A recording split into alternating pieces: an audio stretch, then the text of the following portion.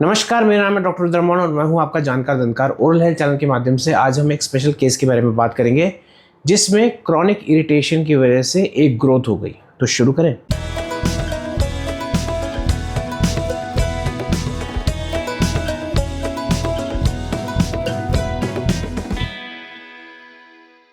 तो आज का एपिसोड एक केस बेस्ड एपिसोड है जिसमें हमारे को एक युवक ने साउथ इंडिया से कांटेक्ट किया था, जिन्होंने हमारा यूट्यूब चैनल देखा था।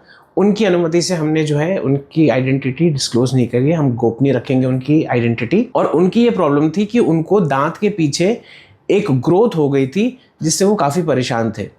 अब इनके केस के बारे में आपको बताना चाहता हूँ। इनको पहले एक बार कैंसर हुआ था टंग का, जिसके लिए इनको ऑपरेशन हुआ था और उनकी सारी ट्रीटमेंट चले थे और इनका ट्रीटमेंट सक्सेसफुल हो गया था। हाउएवर उनको एक चीज़ दिखी कि उनके मुंह में पीछे मैक्सिलरी ट्यूबरोसिटी जिसको हम कहते हैं, यानी कि ऊपरी अक्कल दाढ़ के पीछे जो है एक ग्रोथ हो गई थी, जिसको देखकर वो काफ़ी भयभीत हो गए थे।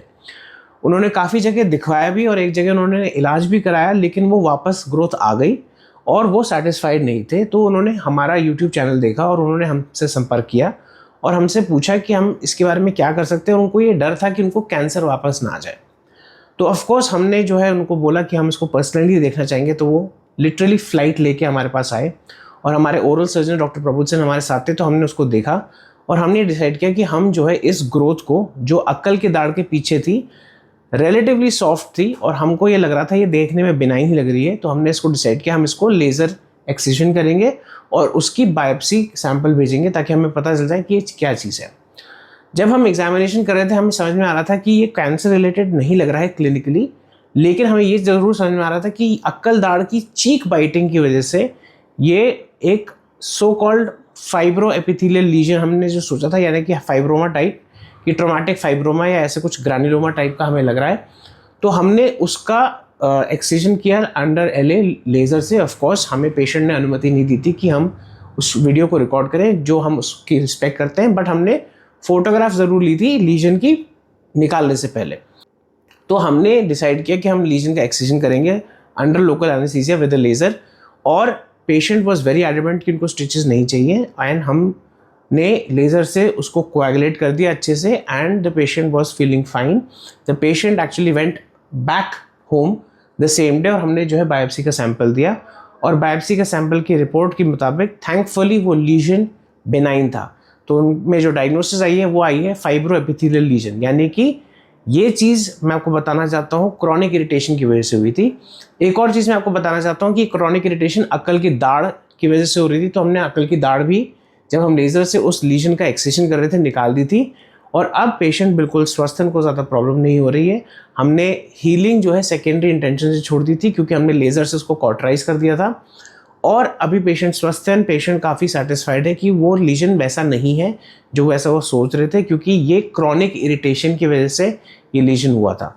मेरा इस वीडियो को बनाने का तात्पर्य यही है कि अगर आपके कोई भी मुंह में ऐसी जगह है जहाँ पे क्रॉनिक इरिटेशन की वजह से कोई भी छोटी ग्रोथ बढ़ रही है या हो चुकी है, तो उसको कृपया करके इग्नोर ना करिए और एक अच्छे सक्षम डेंटिस्ट के पास जाके दिखाइए।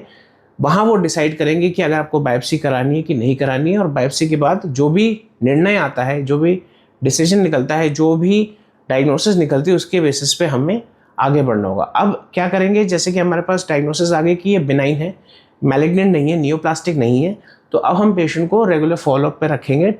चाहे हम टेलीफोनिकली करना चाहें या पेशेंट पर्सनली आना चाहे, वो उनके ऊपर है, लेकिन हम इस चीज़ से काफ़ी संतुष्ट है कि हमें लग रहा था कि ये है तो बिनाइन, बट बायोप्सी के बाद ही हमें पता चलता है कि ये जो है क्रॉनिक इरिटेशन की वजह से, अपर मोलर की इरिटेशन, अपर थर्ड मोलर की वजह से, इरिटेशन की वजह से ये ग्रोथ हुई थी।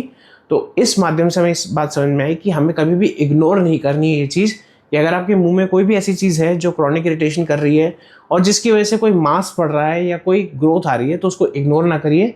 तुरंत एक डेंटिस्ट से, एक सक्षम डेंटिस्ट से संपर्क करके उनसे इलाज कराइए। तो ये था आज का episode. Please like, share, subscribe करिए, बेल आइकन को दबाना ना भूलिए ताकि आपको इंपॉर्टेंट अपडेट्स मिल जाए।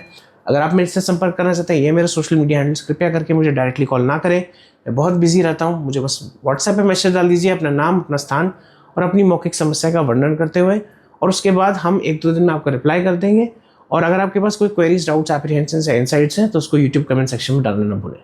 तो आज के लिए इतना ही। नमस्ते।